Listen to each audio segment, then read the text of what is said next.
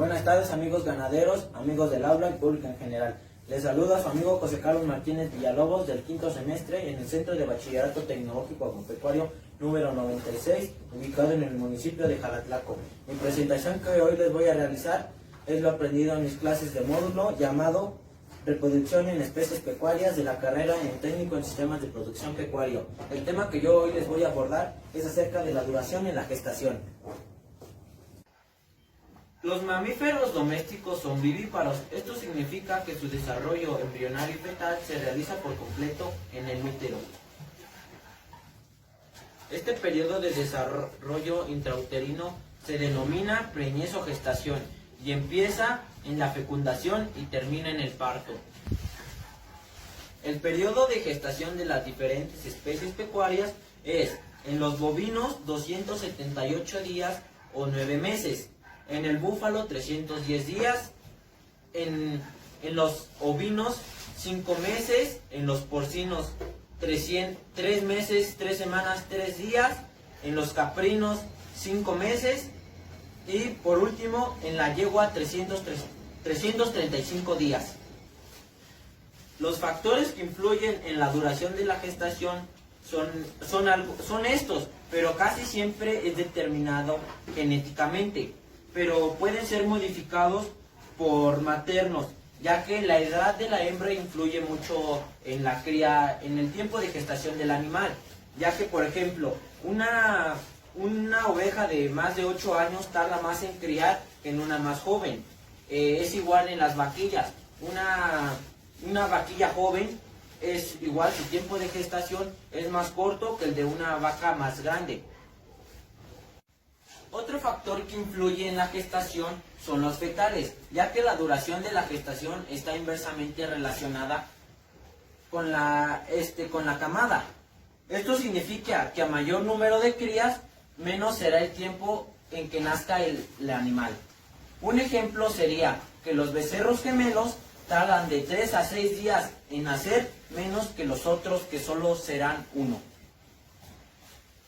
Otro sería el sexo, ya que se podría decir que los machos son un poquito más flojitos en nacer que las hembras, ya que ellos tardan de 1 a 2 días más en nacer que las becerras. Otro factor que influye en la gestación son los genéticos, ya que los híbridos o razas puras son más tardados en nacer que los otros. Otros son los ambientales, ya que la estación del año influye mucho en que nazca el animal. El último factor que influye en la gestación es la alimentación. Un ejemplo de ella son las yeguas, ya que las yeguas bien alimentadas tardan 4 días menos en criar a las otras yeguas que no llevan sus requerimientos nutricionales. Los días de gestación de las vacas también influyen, como ya lo dije antes, genéticamente. Por ejemplo, ya sean bos tauros o bos indicus. Los días de gestación de las vacas varían dependiendo, como anteriormente lo dije, genéticamente, ya que ya sean bos tauros o bos indicus.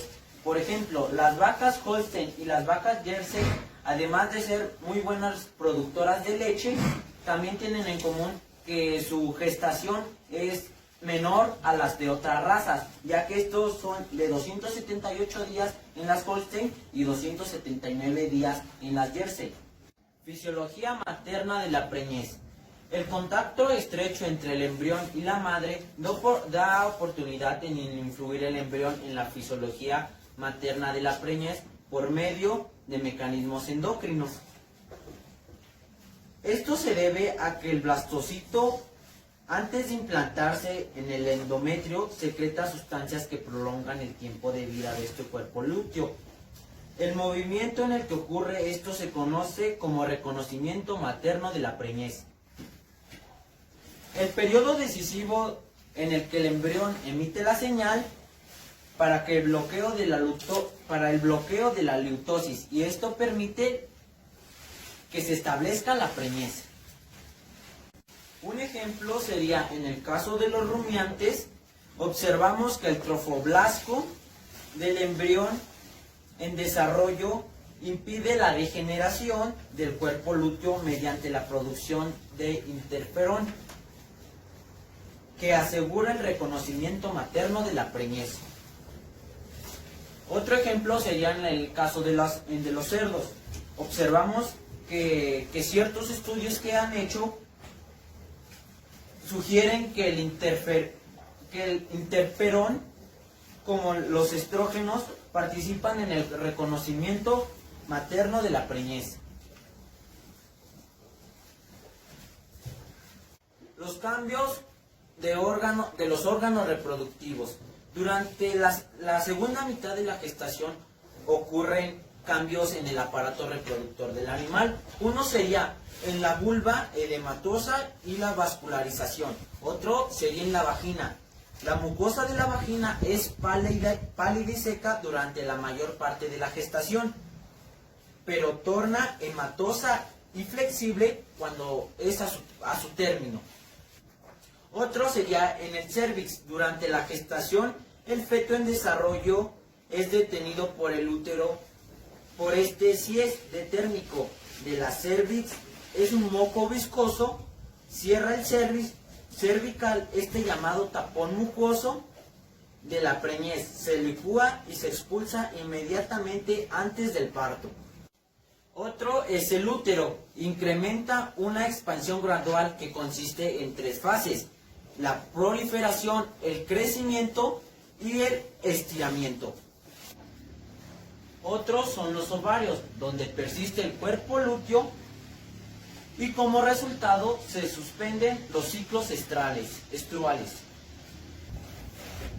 Y por último, los ligamentos pélvicos, la relajación gradual en los ligamentos pélvicos y se torna más rápidamente al aproximarse al parto. Esto se relaciona con elaborar las concentraciones de estrógenos y también con la acción de la relaxina. Aparte, existen las hormonas que interceden en la preñez. La hormona clave para mantener la preñez es la progesterona.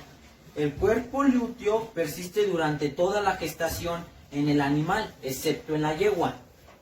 Esta hormona producida en la placenta mantiene la seguida mitad de la gestación en la yegua. Puede producirse esta hormona en el cuerpo lúteo o en la placenta. Otros son los estrógenos. En la mayoría de las especies se ven en aumento los niveles cuando se aproximan al parto. Y por último, las gonadotropinas. Son producidas por las células trofoblásticas. Aparte viene lo que ya viene siendo la placenta. La placenta es la función de las membranas fetales y el endometrio, cuya función es la de permitir el intercambio fisiológico entre el feto y la madre, que haya una comunicación entre ellos dos. El tamaño de la placenta varía durante la preñez para finalmente, después del parto, ser expulsada. Las membranas fetales, que son el saco uterino, los amnios, los alantoides y el carión, funcionan como una barrera que separa la circulación fetal con la circulación materna. Y existe una circulación mediante el riego sanguíneo, que es uterino y umbilical. Y mediante esto se observa la microcirculación. Aparte, son los cotiledones. La unidad fundamental de la placenta son los placentomas. Y cada placenta está formada por 2, que son los cotiledones y carúnculas, y las carúnculas.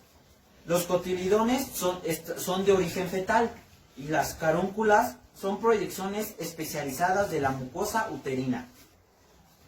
Y en las diferentes especies por ejemplo, en los bovinos, en la oveja y en la yegua, siempre debe de contener los cotiledones y las carúnculas. En cada especie los placentomas son diferentes, ya que son convexos. En el caso de los bovinos son cóncavos y en el caso en las ovejas. Y son más difusos en el caso de las yeguas. En la vaca se desarrollan entre 70 y 120 placentomas alrededor del feto. Y en la oveja son de 90 a 100 placentomas. En la placenta hay dos circulaciones paralelas, que es la fetal y la materna. El suministro de sangre proviene de las arterias uterinas. Y las funciones que cumple la placenta es que sustituye el tubo digestivo, los pulmones, los riñones, el hígado y las glándulas endocrinas. Bueno, pues hasta aquí hemos llegado con este tema. Espero les haya gustado y ayudado mi explicación. Yo le dedico este trabajo a mi hermano, que ha sido una clave fundamental para realizar este trabajo. Y siempre tengan en cuenta que la mejor maestra es la experiencia. Te cobra caro, pero te enseña bien. Muchas gracias por su atención y nos vemos hasta la próxima.